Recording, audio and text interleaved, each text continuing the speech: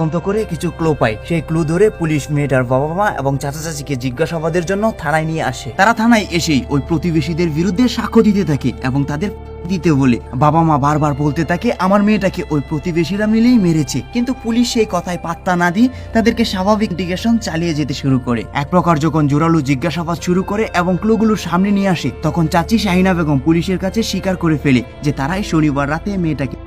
বাবা মা তখনও স্বীকার করেনি, কিন্তু চাচি শাহিনা বেগমের স্বীকারোক্তির পর বাবা মা বুঝতে পারে তাদের আর বাঁচার কোনো পথ নেই। তারপর মেয়েটার বাবা জাহিদুল ইসলাম এবং মা মুর্শেদা বেগম স্বীকার করেন যে তারাই তিনজন মিলে মেয়েটাকে নির্মম ভাবে মেরেছে। তারপর মারার কারণ জিজ্ঞেস করলে তারা জানায় প্রতিপক্ষ প্রতিবেশীদের ফাঁসাতে তারা নিজ মেয়েকে। প্রতিবেশীদের সাথে তাদের একটা 32 বিঘা জমি নিয়ে ঝামেলা চলছিল বহুদিন ধরে।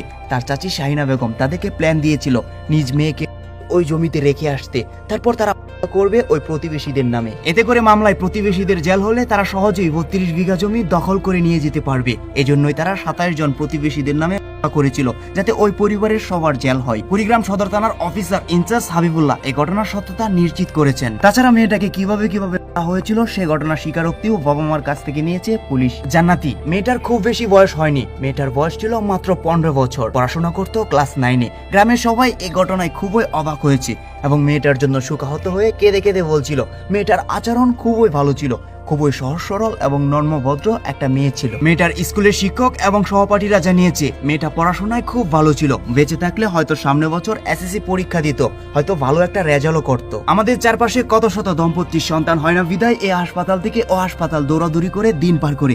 একটা সন্তানের জন্য কত মানুষ হাহাকার করে, অথচ সামান্য কিছু জমির জন্য নিজ বাবা মা এবং চাচির হাতেই হতে হলো হাসি খুশি মেয়ে জান্নাতির।